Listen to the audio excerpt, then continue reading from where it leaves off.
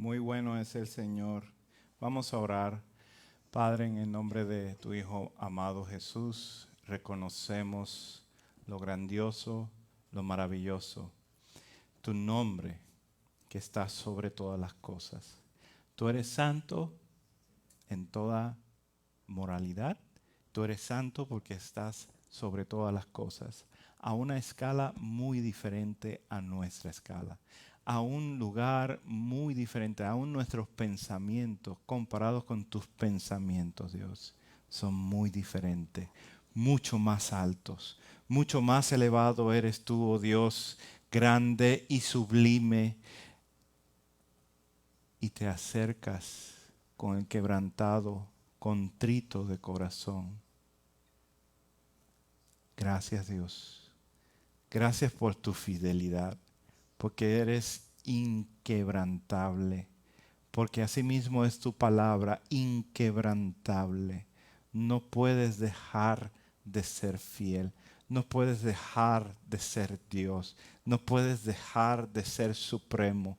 Eres sobre todas las cosas santo, hermoso para siempre, apreciable. Dios, y en estos momentos te agradecemos por esta oportunidad de venir delante de ti en el único nombre, a tu Hijo, en el único nombre que es tu Hijo Jesús, al que nos has dado para que podamos venir delante de ti. Dios, te rogamos por tu gran misericordia, porque eres rico en misericordia, que hoy produzcas vida, vida nueva, Dios, que hagas fluir dentro de alguien en este día, Dios, un gozo eterno, una sensación de gozo eterno y una nueva vida para tu gloria y tu honra, Dios. Edifícanos. Necesitamos de ti. Susténtanos en Cristo Jesús. Amén. Amén. Pueden tomar asiento, hermanos. Qué bendición una vez más poder estar reunidos en la casa del Señor, reconociendo que este es el día del Señor y así podemos compartir juntos. En este día vamos a continuar con nuestro estudio del libro de Marcos. Y hoy vamos a estar viendo el capítulo 4 de Marcos. Interesante versión o pasaje que vamos a estar viendo bajo el título de El reino de Jesús y su palabra. Y pensaba cómo introducir el reino de Jesús y su palabra, pensando en la importancia que continuamos expresando de la palabra de Dios en nuestras vidas, pero cómo la podemos acentuar en este día para que haga efecto en nuestras vidas hacia la transformación, hacia una vida genuina, hacia una vida de verdad. Dios se ha encargado de revelarnos su plan de salvación por medio de su palabra. Toda su palabra revela el plan de salvación de Dios y solamente apunta a una persona, la persona de Jesucristo. Así que este es el Jesús que nosotros estamos estudiando en el libro de Marcos y estamos estudiando su palabra en este día para entender cómo es que necesitamos conocer más acerca de la salvación. ¿Cómo se produce la salvación en una persona que está muerto en sus vicios y pecados? ¿Cómo se produce la salvación en una persona que no puede vivir por sí sola, que está completamente destituido, condenado por la misma ley que Dios ha establecido para siempre? Solamente el oír y el oír la palabra de Dios. Esa es la importancia del Evangelio. Cuando nosotros estamos hablando del Evangelio, estamos hablando del Evangelio predicado, enseñado.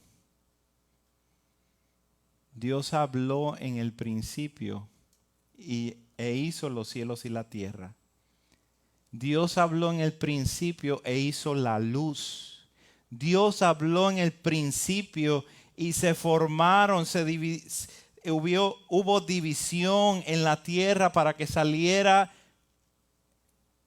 el piso, el suelo, las plantas, los animales, las aguas, las aves y los peces, y finalmente hizo al ser humano. Dios habló, y eso que habló fue comendado, eso que habló fue un comando a lo que nada se pudo resistir. Y Dios habla al ser humano de aquellos que Él ha seleccionado, de aquellos que Él ha llamado desde antes de la fundación del mundo. Y nadie se puede resistir. Hoy veamos 3 factores que necesitamos conocer acerca de la salvación y cómo es que la palabra de Dios es completamente esencial. Cómo es que la palabra del Evangelio es completamente esencial para que nosotros estemos celosos por esa palabra, para que nosotros vivamos por la pureza de esa palabra, para que de aquí a 100 años, si el Señor no ha regresado, hayan creyentes que estén testificando y predicando la palabra del Evangelio tal pura como es. Para eso vamos a ver la prioridad de la palabra, el punto número 1, que se encuentra en el capítulo 4, los versículos 1 y 2. Y dice así la prioridad de la palabra enseñada. Otra vez comenzó Jesús a enseñar junto al mar y se reunió alrededor de él mucha gente, tanto que entrando en una barca se sentó en ella en el mar, y toda la gente estaba en tierra junto al mar, y les enseñaba por parábolas muchas cosas, y les decía en su doctrina.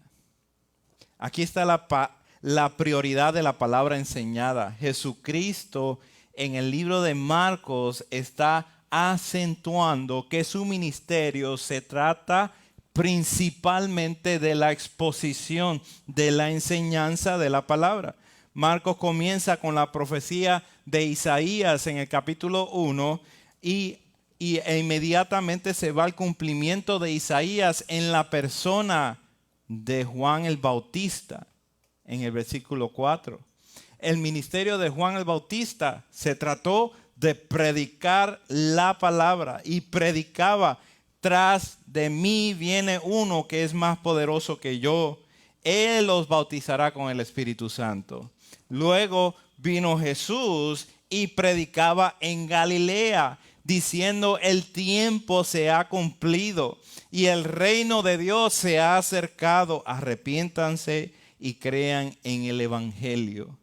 La gente quedaba maravillada, asombrada completamente con la doctrina de nuestro Señor Jesucristo. Y decían: ¿qué es esto? ¿Una enseñanza nueva con autoridad? Jesús declara que todavía tenía que ir a otros lugares porque para eso había venido, para predicar esa buena noticia del Evangelio. Cuando sana al hombre paralítico, todavía les enseña por medio de la sanidad, les enseña que era mucho más importante que su alma fuera, que sus pecados fueran perdonados. Era mucho más importante a que él fuera sanado. Jesús es rechazado por su propia familia, como vimos en el último sermón, y los líderes de Israel. Fue rechazado completamente por ellos, pero establece a 12, ¿para qué? Para predicar, para continuar la predicación de la palabra. Y establece así la iglesia de Jesucristo con ese propósito de ir y discipular a todas las naciones, haciéndoles entender las cosas que Él había enseñado, Así que vemos cómo es tan importante y tan acentuado que el ministerio del Señor Jesucristo, que va a continuar por el ministerio de los apóstoles, que va a continuar por el ministerio de la iglesia, se trata de la predicación de la palabra del evangelio. Eso es crucial y por eso necesitamos estudiar esto en este día. Hacemos un resumen de los ministerios de Juan el Bautista, de Jesús, de los apóstoles y la iglesia, y cada uno el enfoque principal es la proclamación del evangelio. En la gran comisión lo vemos bien claro, nuestro Señor Jesucristo con toda autoridad nos encarga en forma de comando ir a todas las naciones y predicar, enseñar, discipular.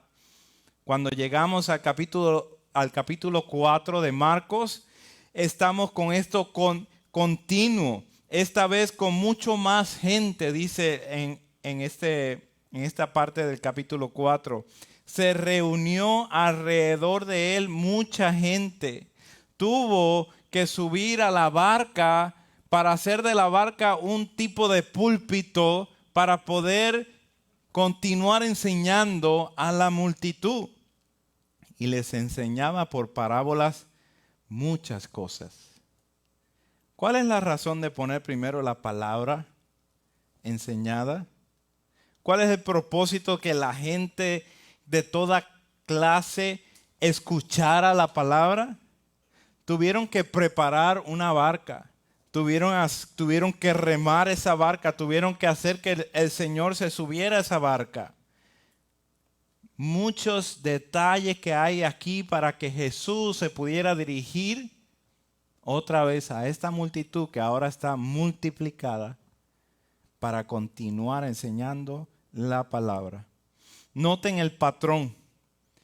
Predicaba en la sinagoga, predicaba en la casa de Pedro, en la playa a todo tipo de personas, a los 12, a los publicanos, a los pecadores, a hombres, a mujeres, a judíos, a gentiles, a ricos y pobres. Predicó el evangelio a todos. Lo que continúa aquí en este pasaje que estamos viendo, que en la próxima vez vamos a continuar con 2 parábolas más, son 3 en total, acerca del reino de Dios. Y hoy vamos a ver una de ellas. Una parábola es una ilustración de una historia terrenal que enseña un significado celestial y tiene una profundidad doctrinal. Muy importante que veamos por qué el Señor está enseñando en parábolas y por qué trae el significado de la parábola a los discípulos. Les decía de su doctrina. Sigamos con el versículo 3 en adelante. Aquí es donde viene la promesa de que esta palabra va a causar una cosecha, usando el término o la ilustración de la agricultura, va a traer una cosecha milagrosa. Dice el versículo 3 en adelante, esta es la parábola. Oíd, he aquí el sembrador salió a sembrar, y al sembrar aconteció que una parte cayó junto al camino, y vinieron las aves del cielo y la comieron. Otra parte cayó en pedregales, donde no tenía mucha tierra, y brotó pronto, porque no tenía profundidad de tierra. Pero salido del sol se quemó, y porque no tenía raíz, se secó. Otra parte cayó entre espinos, y los espinos crecieron y la ahogaron, y no dio fruto. Pero otra parte cayó en buena tierra y dio fruto, pues brotó y creció y produjo a 30, a 60 y a 100 por uno. Entonces le dijo: el que tiene oídos para oír, oiga. Aquí hay 4 clases de terreno, 4 tipos de terrenos, y hay un sembrador. En el versículo 4 vemos que cayó junto al camino. Esto es una superficie dura. Esto es una superficie que se ha endurecido por el tráfico a pie o a caballo, lo que sea. Pero esa tierra está dura, por eso es el camino. Por eso casi no crece mucho las plantas ahí o la hierba. La tierra se ha endurecido y por ende la semilla no puede entrar. Y para peor, ¿qué sucede? Vienen las aves de los cielos y arrebatan la semilla. En la segunda vemos en el versículo 5 que cayó entre pedregales. Esto es una superficie de tierra, pero que debajo de esta tierra está llena de piedras. Es como si tuviera una capa debajo de la tierra, pero en piedras. ¿Qué sucede? Que la semilla cae, la semilla brota, pero no tiene dónde ir a profundizar su raíz. Y por lo tanto, el sol la seca. No tiene de dónde agarrarse. En el versículo 7 vemos otro tipo de terreno. Esto es entre los espinos. Esta tierra no es dura, ni está al descubierto, ni tiene capa de piedras por debajo, pero está llena de espinos. Estos espinos crecen más rápido que las mismas plantas buenas. Estos espinos son malos y crecen más rápido que las mismas plantas buenas. ¿Y qué terminan haciendo? Ocupando el espacio, agarrando la luz, agarrando el agua, agarrando los minerales que hay disponibles en la tierra y ahogan la semilla o la planta cuando nace y por ende no puede dar fruto.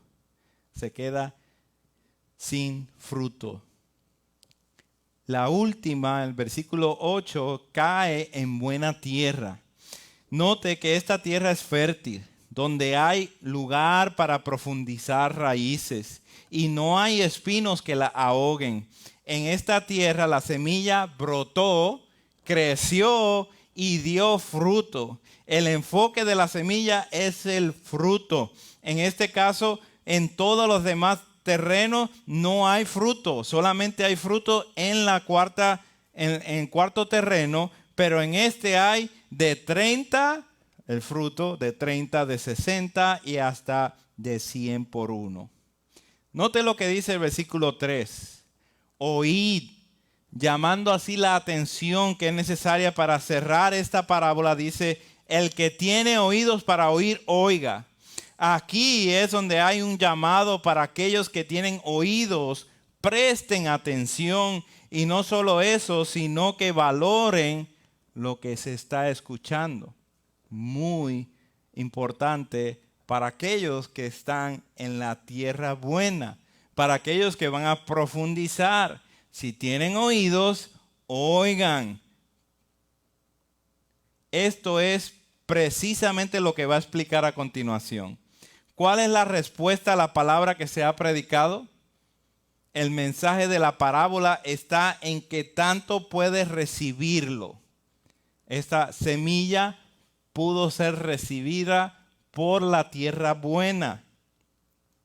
Ahora brincamos al versículo 13 para continuar la explicación de la parábola. El significado de la palabra en versículo 13 al 20.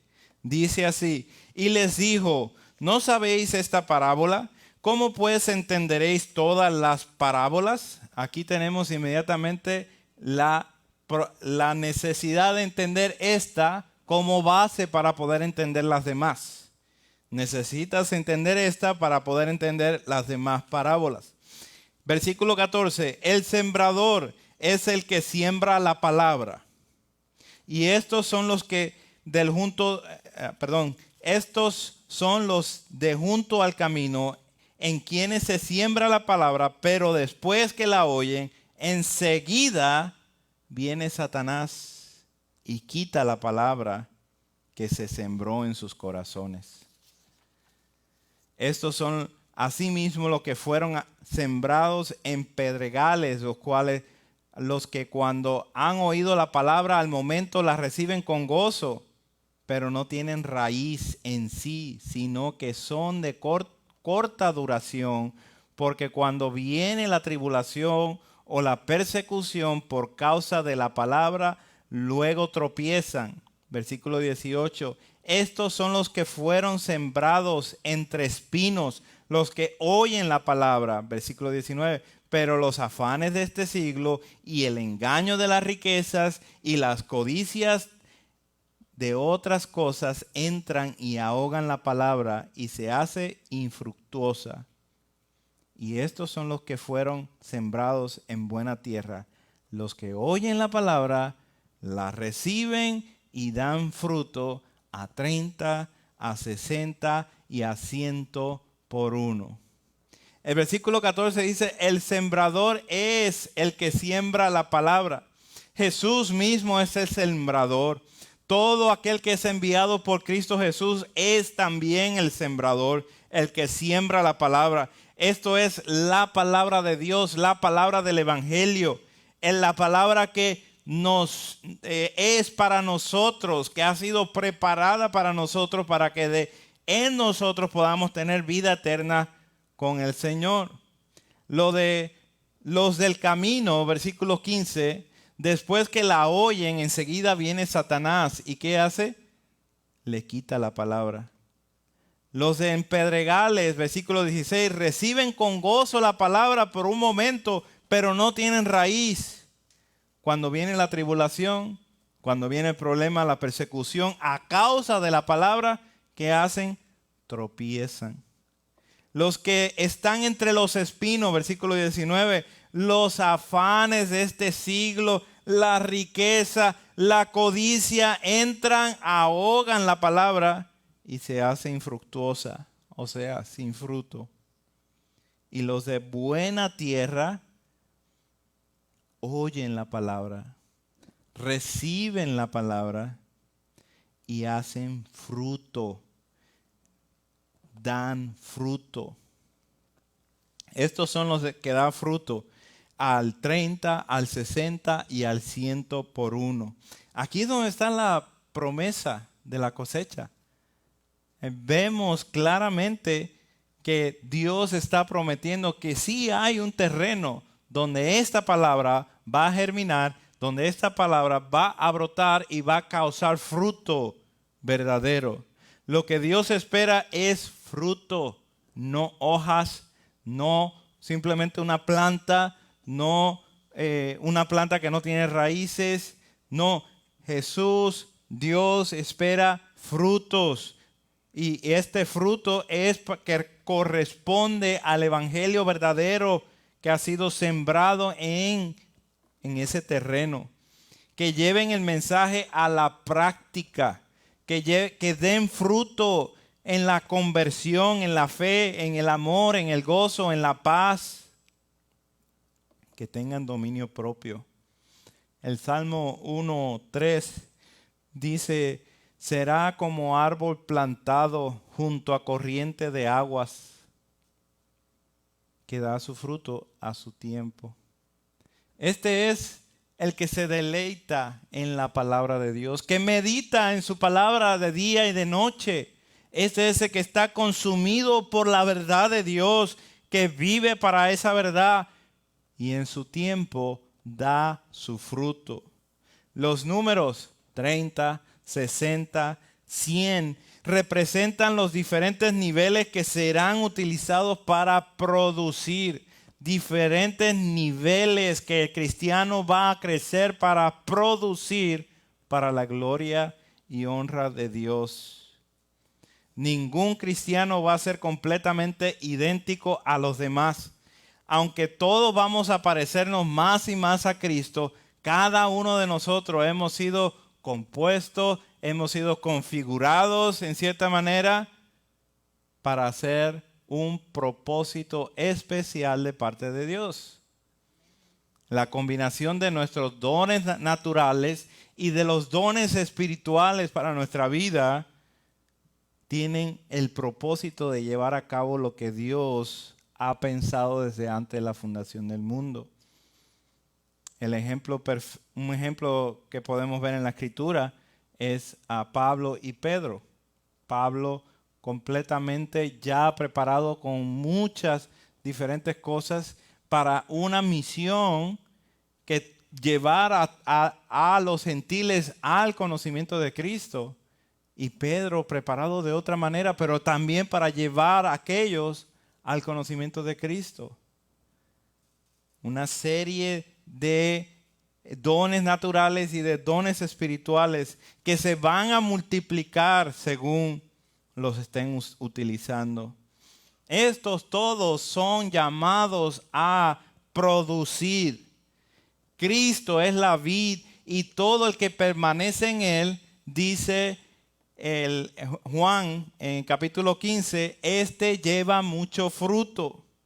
Aunque no somos idénticos completamente, sí tenemos nuestro pensamiento, nuestra disposición, aún nuestra palabra, nuestros hechos puestos en la base que es la palabra de Dios, la fuente que Dios nos da para que seamos transformados, para que vivamos para su gloria, reconociendo que Dios es la fuente y su gracia es la que nos lleva hacia adelante.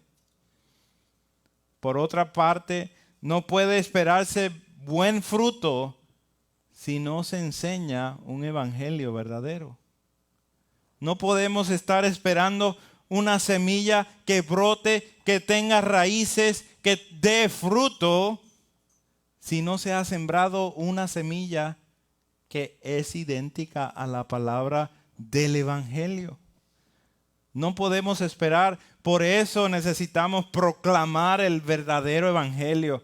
Por eso necesitamos hacer énfasis en el verdadero evangelio y vivir por la pureza de ese evangelio. Que seamos celosos por el verdadero evangelio. Que entrenemos nuestros oídos para que cuando escuchemos barbaridades que dice el mundo, yo me he ganado una corona o yo he hecho esto para Dios.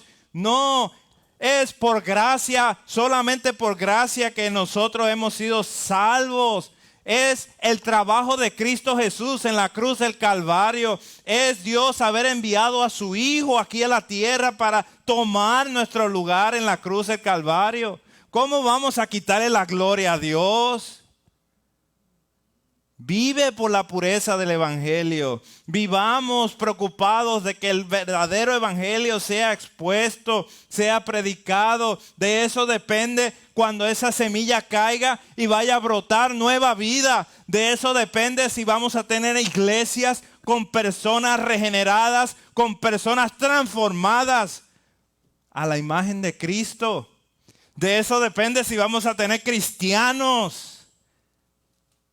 No personas que quieran aparecerse nada más o que piensan que de alguna manera van a llegar a Dios.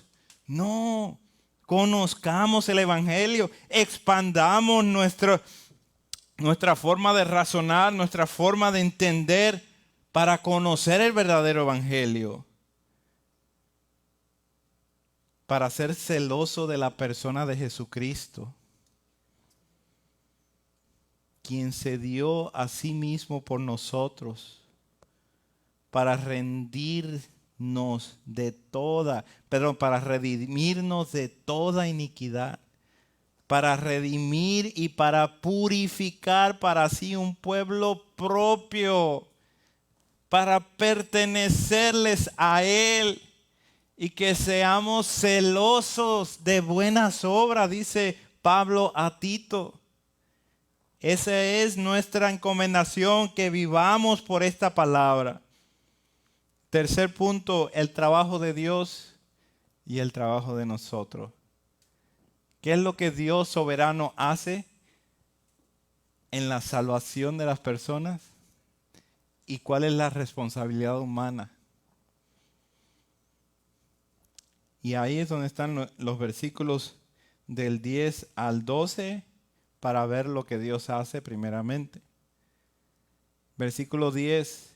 Cuando estuvo solo, los que estaban cerca de él, con los 12, le preguntaron sobre la parábola y les dijo: a vosotros os he dado saber el misterio del reino de Dios, mas a los que están afuera, por parábolas, todas las cosas, para que viendo vean y no perciban, y oyendo oigan y no entiendan, para que no se conviertan y les sean perdonados los pecados. El propósito de la parábola se cumplió cuando estas personas se acercaron a Cristo para preguntarle: dinos cuál es el significado de la parábola.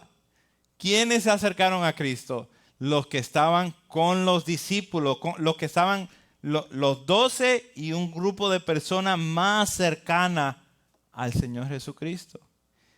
Y Jesucristo les declara a ellos: a ustedes yo les voy a declarar la verdad. Yo les voy a declarar lo que significa esta parábola. A los demás no lo voy a hacer. En este pasaje se encierra un misterio muy grande.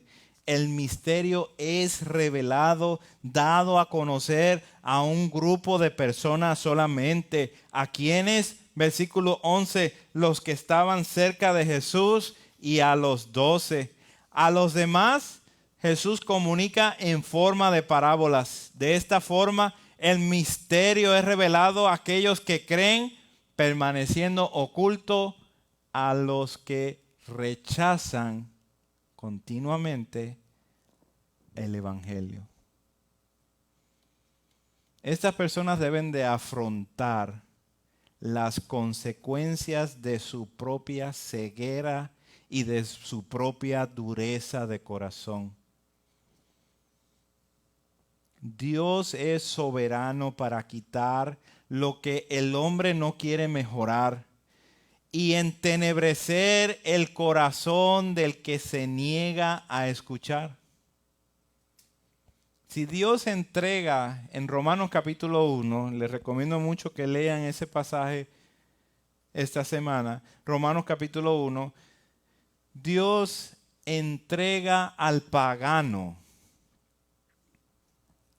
a sus propias concupiscencias.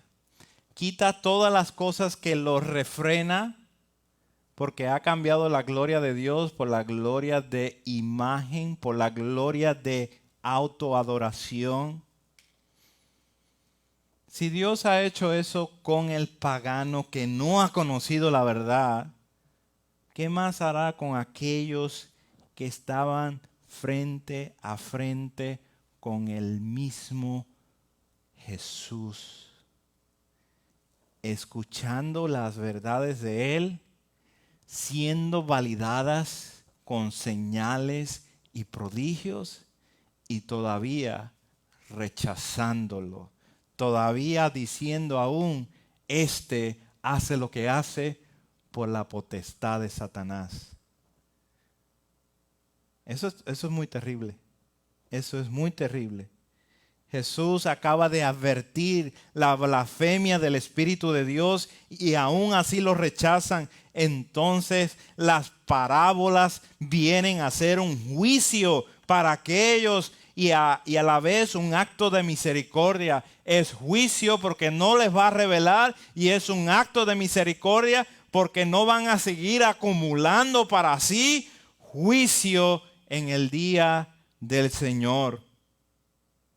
Como dice Romanos capítulo 2, versículo 5. Pero por tu dureza y por tu corazón no arrepentido, atesoras para ti mismo ira para el día de la ira y de la revelación del justo juicio de Dios.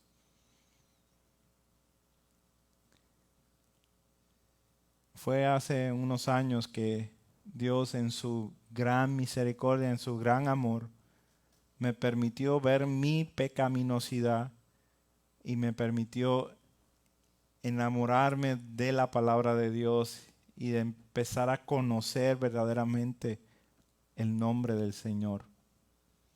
Y me acuerdo que mi primer temor, lo que estaba cautivo en mi corazón, es: ¿cuánta gente necesitamos predicar el Evangelio?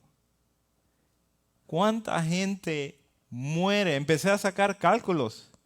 Empecé a buscar información en el internet. ¿Cuánta gente muere en un día, en una hora, en los minutos que estamos aquí en este servicio? Son miles y miles alrededor del mundo que mueren. Y haciendo los cálculos, que la mayoría de la gente no va al cielo. La mayoría de la gente no conoce al Señor.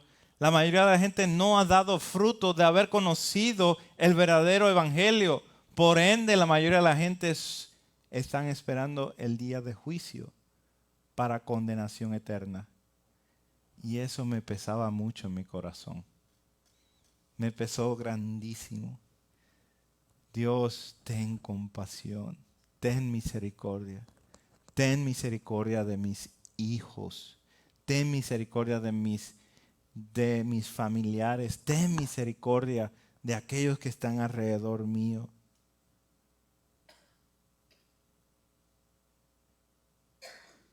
Esto es un acto de misericordia de parte del Señor a estas personas que viendo no pueden ver, que oyendo no pueden oír, porque están completamente cegados y completamente tapados sus oídos y sus corazones están duros para rechazar la palabra del Evangelio.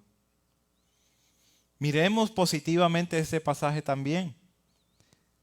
Bienaventurados vuestros ojos porque ven y vuestros oídos porque oyen, dice Jesucristo en Mateo 13. El acto de que podamos percibir y entender el mensaje de Dios es porque a Dios le ha placido que cada uno de nosotros que podemos entender y conocer esto, sepamos que fue Dios mismo el que logró eso en nuestras vidas.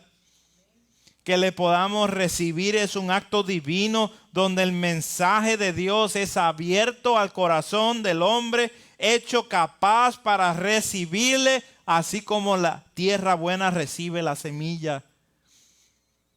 Esto es lo que Dios, solamente Dios puede hacer en el ser humano. Efesios 2, 8 al 9. Porque por gracias sois salvos por medio de la fe, y esto no de vosotros, pues es don de Dios, no por obra, para que nadie se gloríe.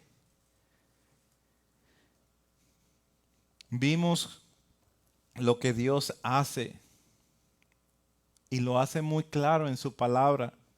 Lamentablemente existe mucha ignorancia acerca de la palabra de Dios y nos conformamos con ciertas ideas o algunos textos, pero no vemos todo el pasaje, no vemos todo el contenido y pasamos toda la vida sin conocer el maravilloso regalo que Dios nos ha dado, este libro, para estar completamente resplandeciente por el conocimiento del Señor. Ya que hemos visto lo que Dios hace en la salvación del hombre, que es solamente por su gracia, ya que hemos visto que solamente por medio de la maldad de los seres humanos que llevaron a Jesucristo a la crucifixión, los hombres quisieron hacer el mal con Jesucristo, pero Dios hizo el bien, sacó el bien de ahí para salvar a un pueblo para su gloria y su honra. Ahora miremos lo que a nosotros nos corresponde. ¿Qué es lo que debemos de hacer? Los versículos 21 al 25. También les dijo, ¿acaso se trae la luz para ponerla debajo del almud o debajo de la cama? ¿No es para ponerla en el candelero? Porque no hay nada oculto que no haya de ser manifestado ni escondido, que no haya de salir a la luz. Si alguno tiene oídos para oír, oiga. Les dijo también, mirad los que oís, porque con la medida con que medís, os será medido, y aún se os añadirá a vosotros los que oís. Porque al que tiene se le dará, y al que no tiene, aún lo que tiene, se le quitará. Nosotros como creyentes hemos recibido más luz. Debemos de hacer que se vea, que arda, que brille, que alumbre nuestra luz, así como nos dice nuestro Señor, alumbra vuestra luz delante de los hombres. Y si la hemos recibido, no la escondamos, no la pongamos debajo de la almohada o debajo de la cama. No, es para ponerla en el candelero, es para ser exhibida, para que la gente vea y sepa que ahí hay luz. La semilla tiene que caer en todo terreno. Esta es la instrucción de Cristo para nosotros. Ir por todo el mundo y discipular a todas las naciones. Esto es, a todas las personas, a todos los géneros. No importa qué tipo de persona sea, tiene que ser instruida, tiene que ser predicado este evangelio. ¿Quién va a hacer la obra del crecimiento? Es Dios. ¿Quién va a germinar al oír? Es porque Dios ha abierto sus oídos para que oiga. El mensaje debe de salir hasta los rincones de la tierra. A los que tienen oído, oigan, porque con la medida que os medís, os será medido. Y aún os añadirá a vosotros los que oís. Que nuestro juicio sea propio de representar el verdadero evangelio con todos los que nosotros nos acercamos. Que demos por gracia lo que por gracia hemos recibido. Que nuestro juicio sea rápido, listo para perdonar, para amar, para dar luz, para preocuparnos genuinamente por esas personas que sabemos que van rumbo hacia la destrucción. Y a la vez que nosotros estamos practicando, llevando a cabo esta labor, a la vez el Señor nos va dando más oportunidades, sigue añadiendo más oportunidades a nuestra vida.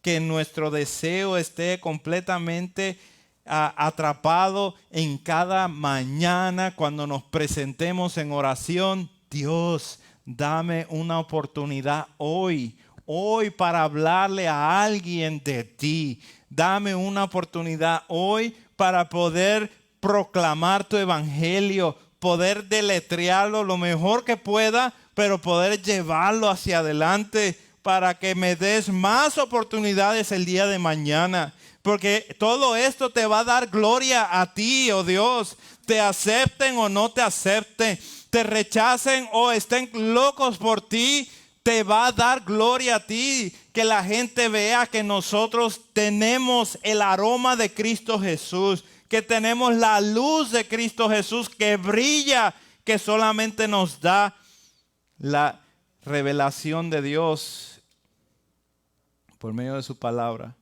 Versículo 25 parece haber una advertencia en cuanto a la necesidad de emplear y desarrollar nuestros dones. Dios nos ha dado dones y es necesario que estemos involucrados en desarrollar esos dones. Como le dice Pablo a Timoteo, no descuides el don que hay en ti.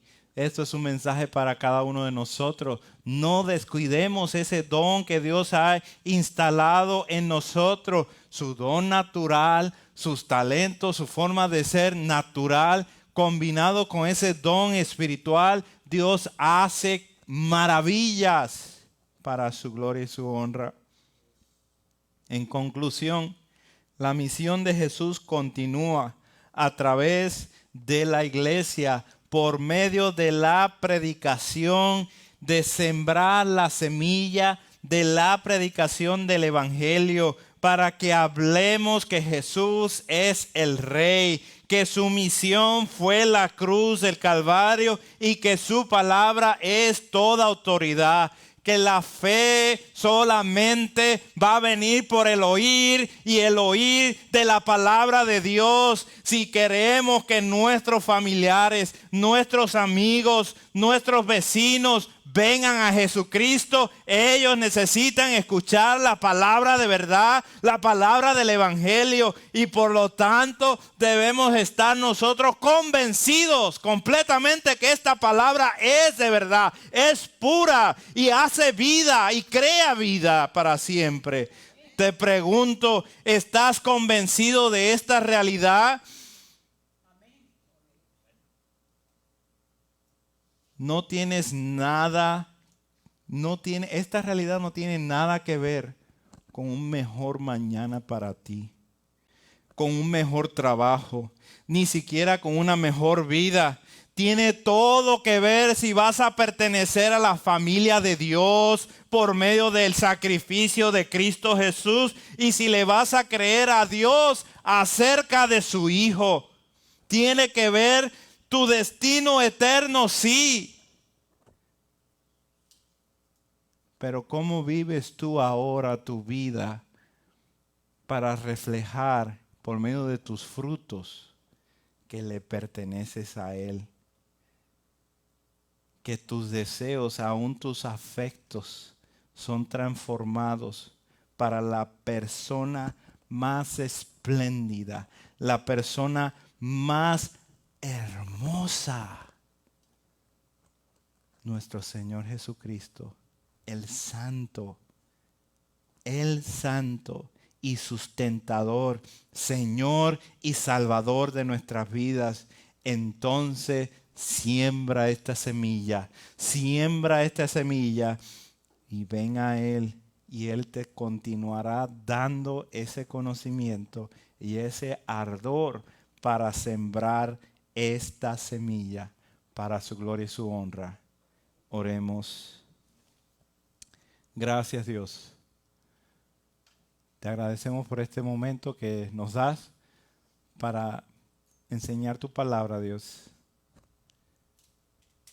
Sabemos que tú haces el trabajo. La obra de regeneración es hecha por tu Espíritu Santo, Dios, y para nosotros eso es algo sorprendente. Que nosotros podamos creer en tu Hijo Jesús no es porque nosotros quisimos, no es porque de nosotros nació, no es porque pusimos nuestra fe, sino porque tú instalaste fe en nosotros, un don, un regalo para poder creer en tu Hijo amado. Dios, te rogamos que nos uses para ser sembradores de esta hermosa palabra. Aquellos corazones quizás duros, aquellos corazones quizás sin capacidad de profundizar, aquellos corazones que están ahogados completamente por el mundo. Dios, tú eres el que transformas, tú eres el que hace maravillas. Confiamos en que nos llevarás de gloria en gloria en Cristo Jesús, porque tú eres nuestro sustentador, tú eres el que nos sostienes para siempre. Amén, amén.